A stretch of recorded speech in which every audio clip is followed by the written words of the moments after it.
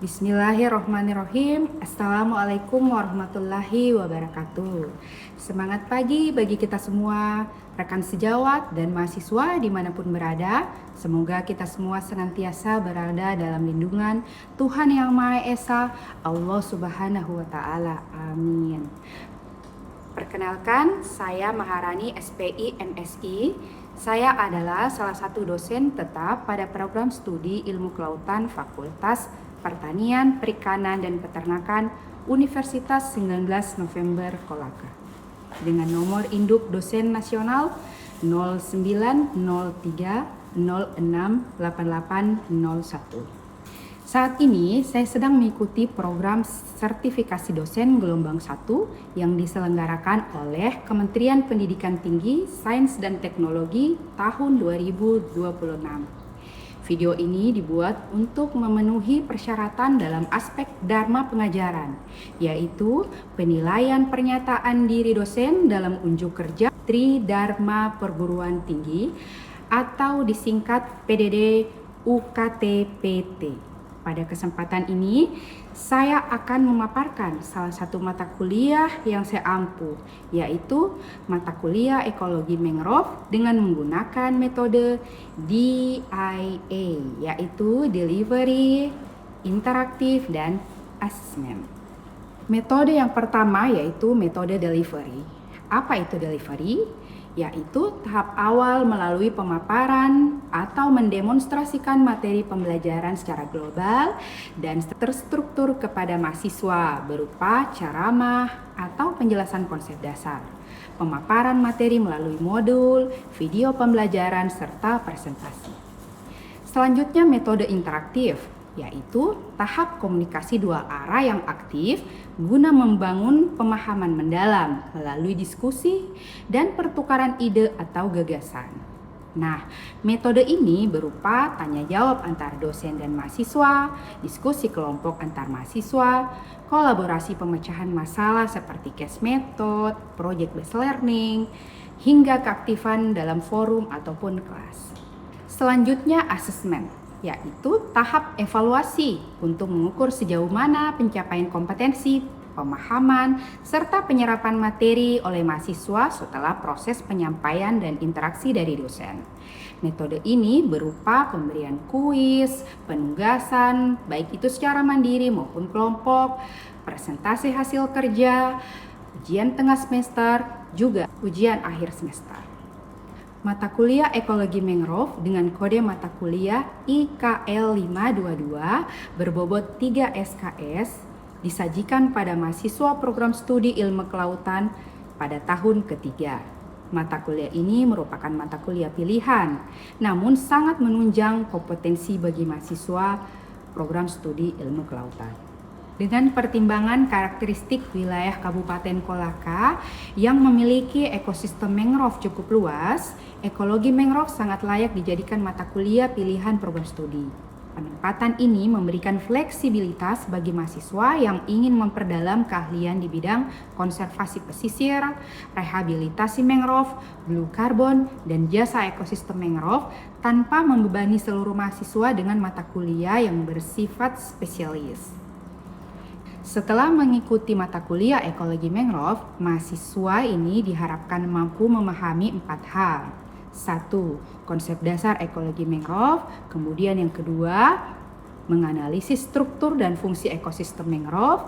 Ketiga, mengevaluasi berbagai permasalahan yang mempengaruhi keberlanjutannya.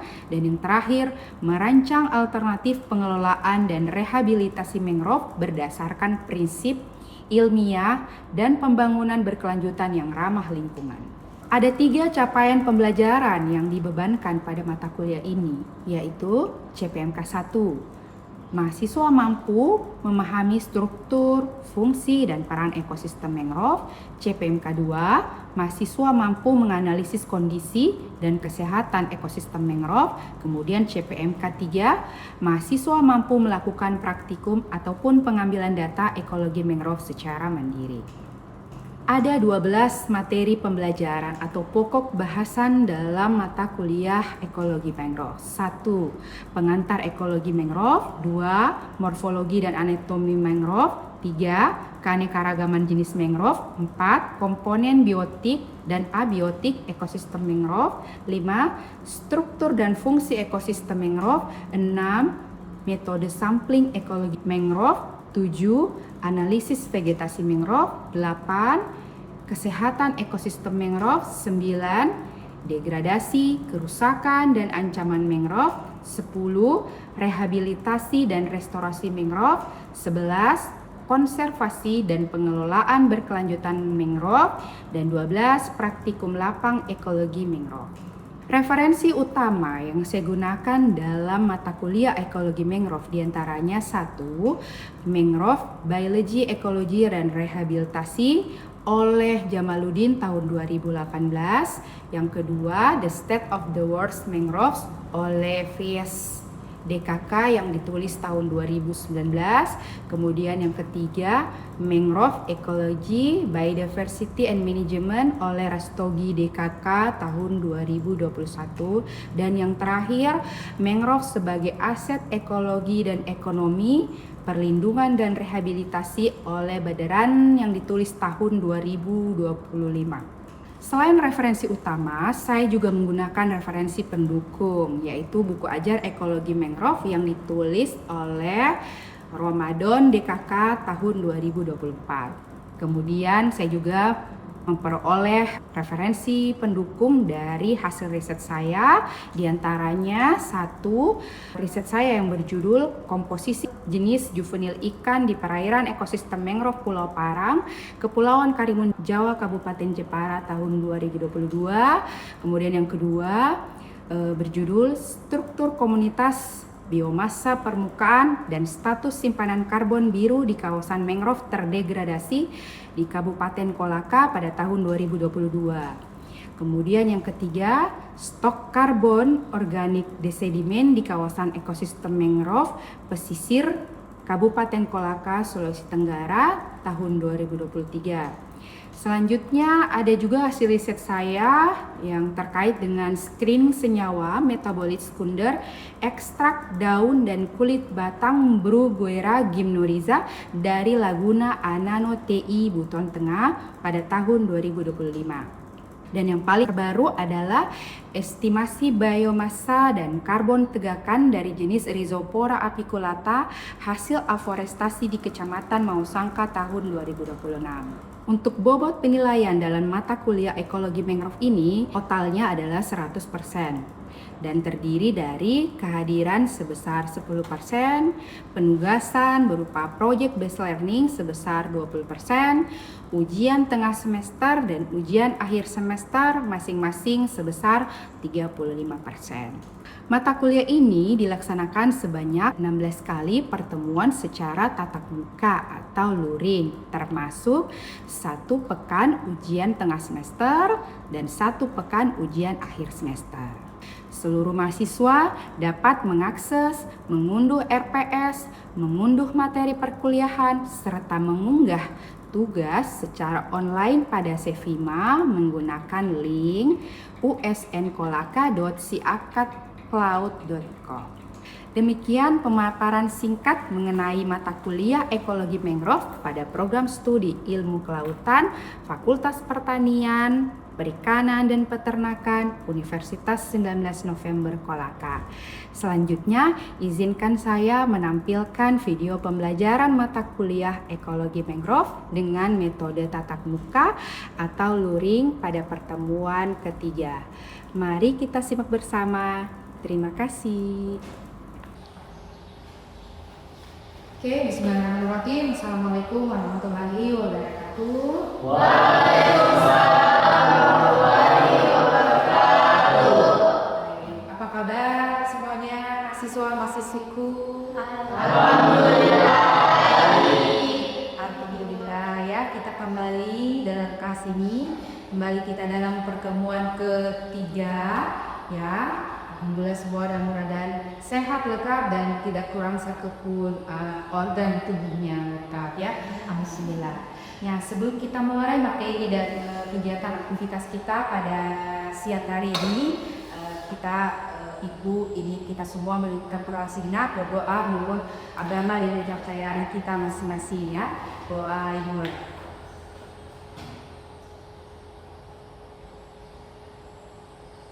Doa selesai. Terima kasih ya. Alhamdulillah karena semuanya lengkap, semuanya sehat dan semuanya semangat untuk melanjutkan pada mata kuliah ini, mata kuliah ekologi mangrove adalah pertemuan ketiga ya. Kalau begitu saya ingin kesediaannya 1 atau 2 orang boleh katakannya siapa ya? Silakan. Ingin menjawab Ibu. Silakan. Jadi perkataan itu membahas tentang tujuan mangrove yang memiliki cara beradaptasi yang sangat khas sehingga dapat bersaing hidup di daerah pesisir yang dipengaruhi pasang surut, salinitas yang tinggi dan juga substrat yang berlumpur. Nah, mangrove yang tebal juga menjadi salah satu bentuk adaptasi untuk mengurangi tenggelamnya air akibat kondisi lingkungan yang ekstrim. Baik, terima kasih untuk 2 teman kita yang berkesempatan dan mau untuk mereview pertemuan bahasa ini. Sudah banyak dalam mata kuliah ini kita akan mengkaji lebih dalam sebelumnya baik itu jenis. Nah, sebagai pemanasan atau brainstorm ini, nah kita ada di sebelah sini ya. Lihat ini ada namanya zona dalam, zona tengah, kemudian ada zona luar. Nah ini merupakan mangrove. Oleh itu mangrove selalu disebut penjaga dan pelindung dari organisme yang ada di daratan seperti itu. Nah ini merupakan zonasi atau pembagian mangrove berdasarkan zonanya. Jadi dari makin ke sini adalah makin zona daratan. Ini adalah zona hutan terestrial ya. Jadi ada zona dalam yang dihuni oleh ini jenis-jenis yang menghuni di zona dalam ya. Jadi ada Celocatus, Exocheia, Acrosticum, Heritilia dan biasa kalian dengar Nipa. Ya, Nipa itu adalah ekosistem mangrove yang paling dekat dengan kita atau daratan. Kemudian ada yang disebut zona tengah. Nah ini yang biasa kalian familiar mendengarnya Rhizopora, Bruguera, Lumicera, Cerius dan Apocynia. Itu merupakan zona tengah. Kemudian ada yang disebut zona luar atau yang paling dekat dengan laut. Yang disebut jenis-jenisnya Apocynia jenis tersendiri, Soneratia, yang kalian dengar Soneratia alba dan kalau orang awam bilangnya lagi naik air. Nah itu namanya pasang. Kalau kita orang kelautan bilangnya pasang. Kalau kita orang kelautan bilangnya surut. Kehidupan ada pasang dan surut seperti itu. Nah, jadi ada genangan air dan pengurangan stabilitas substrat. Jadi dia makin ke arah laut, makin berkurang substrat. Substrat itu tanahnya ya, tidak basah.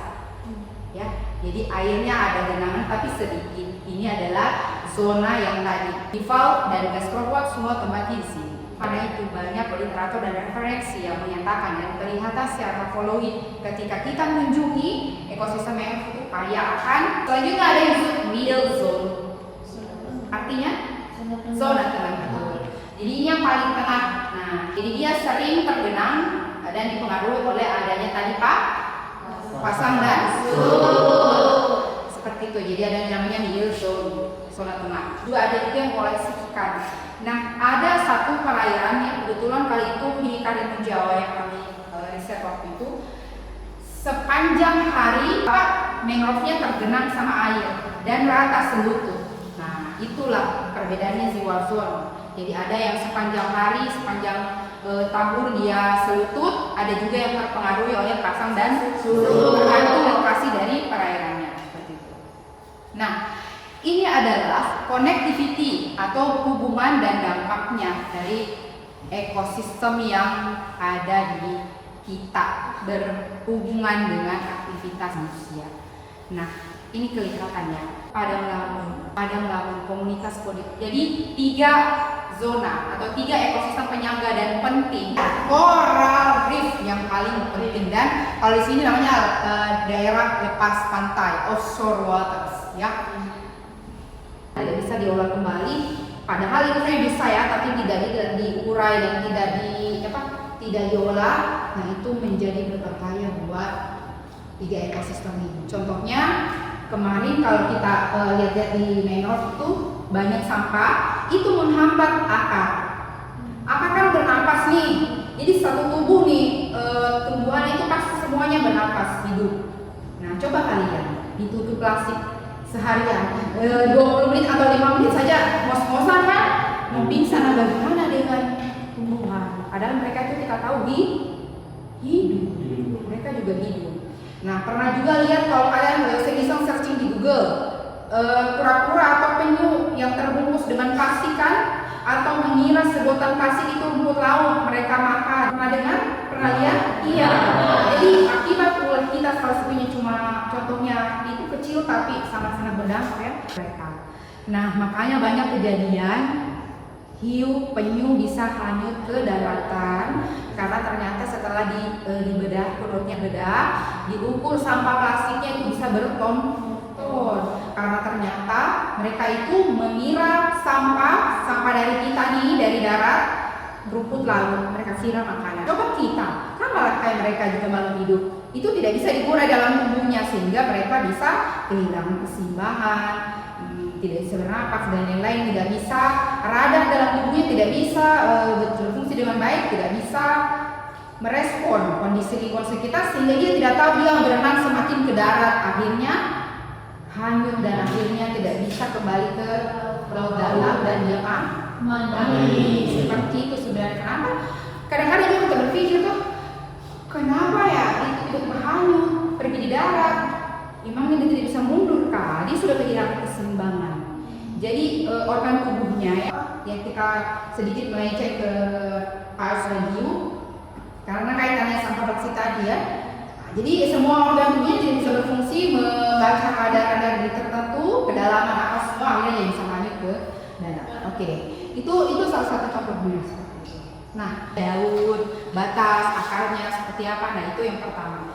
Yang kedua banyak banget, bukan satu dua tiga banyak. Itu semua berapa yang sedang? Bukan mancing, karena kaya, ekosistemnya kaya ya. Dan keberadaannya tapinya telanjang. Unsur hara atau tanah atau perairan bekas mangrove itu kaya dengan unsur hara, makanya kebanyakan tambah ya, ditebang lalu dibuatkan pasti adaptasi pada sistem perakarannya.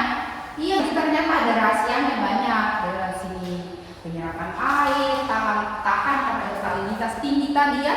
Jadi kadar garam yang tinggi itu dia tahan, tidak sama dengan yang dipindahkan ke laut pasti mati. Nah, mangrove itu punya sistem perakaran yang sangat unik tadi yang kita sudah bahas pekan lalu. Mereka olah menjadi makanan. Juga ada yang bukan kecil obat obatan. Kena dia. Kemudian ini sedang. Jadi ada perbedaan buah-buahnya dan propagulnya. Buah-buah. Saya pernah coba karena saya penasaran kenapa ini di daerah ini yang mereka makan. Saya coba ya, Kak. Ini bilang sepat, tapi ternyata itu mengandung tinggi antioksidan dan untuk beberapa tinggi karbohidratnya dan juga hasilnya proteinnya. Tapi kalau tubuh kita alhamdulillah ada jenis makanan yang lain, kita makan yang lainnya, tapi rasanya agak kurang familiar ya, agak aneh dan baru seperti itu. Oke, ada lagi ini adaptasi terhadap regulasi garam. Coba kalian di interview atau tidak penting ya kalau kita melihat, tapi kita melihat secara dekat ternyata di balik bentuk daun mangrove ya, kalau di Kota Madura terkenal dengan penghasil garam, kalau di Sulawesi gimana penghasil garam? Ada kali juga ada, tapi tidak bosan ya kalau membuat eboni tidak apa dan beberapa daerah ya tentunya jadi foto, apalagi desa daerah selipang. Ya, seperti itu ya. Jadi memang itu garam dari laut, dari proses penyulingan sedikitnya rupa pengeringan sehingga menjadi garam. Oke, kemudian ada yang disebut salinitas ini tadi ya. Nah, ketika dalam keadaan normal air ya dan mineral masuk. Kemudian dalam keadaan tidak normal air itu tapi tidak terhambat ya, jika enzim tidak bekerja secara normal itu menghambat kerja enzim esensial. Nah, untuk kelenjar garam jenis-jenis ini ya, air garam masuk keluar itu 90%. Kemudian ultrafiltrasi pada akar, mencegah garam masuk pada saat penyerapan air dari sedimen. Nah, ini tadi yang kita akan bahas secara. Ada yang tahu ini? Jadi kayu ya. Jadi untuk beberapa daerah yang masih kurang bahan bakar, mangrove itu dijadikan sebagai sumber kayu bakar. Dan kayu bahan bangunannya kayak bata, dekat tebal gitu bata. Ya, untuk beberapa menjadi meja, wall seperti itu diolah. Kemudian coastal protection, perlindungan perairan, penyerapan air dan tourism. Kenapa ekosistem mangrove dijadikan tourism? 33.000 sampai 57.000 ya per tahun untuk simpanan karbon. Nah, kemudian 127 juta orang tinggal di dekat perairan ekosistem mangrove buat manusia. Nah, kalau kita sudah pelajari begini, kira-kira kita masih mau nggak tebang mangrove? Kalau di Potet dia pernah loh foto di situ sekitar mangrove, apa namanya? Hiasan ya itu mangrove kan? Nah, itu cantik loh padahal. Ini juga hasil mangrove. Ini yang mereka olah menjadi sirup malah. Sirup pidada mangrove. Ini ada kerusakan akibat peristiwa alam ya, tadi ya, petir tsunami dulu ya, dilakukan reboisasi atau penanaman kembali mangrove. Ya, di Aceh. Jadi jika kalian jangan panik langsung bergerak naik ke atas daratan ya. Jangan, karena ular laut itu tak cuma dia bisa merasakan gerakan dan ada bau aroma baru. Makanya kita kalau mau turun ke laut itu tidak ada lagi pakai sunscreen, sandal, parfum, tidak perlu. Itu malah mengundang organisme lain untuk mendekati Anda. Jadi tidak usah alami aja. Yang tidak langsung itu ini tambah solusi sampah tidak sengaja ya, tanam apa di sekitar mangrove, illegal logging, hasilnya. Misalnya wawan itu sana jenis mangrove apa? Tunggu bu, berarti Silocarpus bu, disebut akar lutut seperti lutut ya, ininya. Kemudian disebut akar nafas, sepertinya yang lagi berbentuk ke atas disebut akar nafas. Nah ini kalian tidak usah takut ini, karena ini tidak tajam, cuma kelihatannya aja tajam. Nah ini semua daerah di jalan saya sudah selesai semua, sudah malah dia lihat langsung. Makan di bawah situ, ngobrol di bawah situ, ambil data di bawah situ, harus. Oke, ini pengenalan jenis gunung ya. Kalau jenis Rhizopora nih tadi ya, akarnya seperti ini. Seperti itu. Nah, kita bisa lihat nanti dari buku. Nah, ini juga bisa membedakan nih rokabulnya, jenis daun. Nah, kita juga bisa mudah dengan membawa alat ukur seperti itu. Membawa alat ukur, jadi lebih panjang, lebih tebal. Dan selanjutnya ada jenis Burguera ya, seperti ini. Disandingkan dengan mistar atau pembaris untuk memudahkan kita mengidentifikasi bahwa ini adalah mistar 15 cm. Jadi sekitar 5 cm ya, ini mungkin daunnya sekitar 10 atau sekitar, karena disandingkan dengan mistar warna kayak putih di atas gabus atau di atas kertas. Kita juga di atas gambarnya, jangan kalian foto di atas meja yang seperti ini kan, itu jadi menyulitkan juga, atau di atas layar hitam seperti ini. Gimana membedakannya warna ikan ya? Seperti itu kan supaya kecil tapi penting seperti itu. Nah selanjutnya ini Serapecenia. Nah ini lebih jelas lagi nih, 15 cm. Ini bunganya ini seperti jenis ikan. Untuk pertama disebut saja Acacia, selanjutnya jika di dalam pembahasan atau dalam laporan cukup sebutkan saja A. Tapi yang tulisan dimiring tulisan ke ilmiah. Untuk kita kaum akademisi ya saya paham ya, orang kuliah sekolah. Nah, jadi ini jenis juga yang serius, ya agak bertajam. Nah, biasanya nipa-nipa agak sulit dibedakan dengan tumbuhan sagu karena mirip daunnya, tapi beda. Ini dia nipa. Seperti itu. Ya, rame ya. Nah, kalau kita sudah sering lihat, insya Allah akan mengenal. Jadi harus saling Disebut bangkok atau bruguera. Ya, betul. Kemudian ada yang disebut akar. Ada beberapa riset ibu ya terkait dengan mata kuliah ini, yaitu yang pertama ada, saya minta dong kesempatan satu orang yang paling depan, boleh bacakan riset ibu nih nomor 1. Kedua, stok karbon organik sedimen di kawasan ekosistem mangrove pesisir Kabupaten Kolaka, Sulawesi Tengah.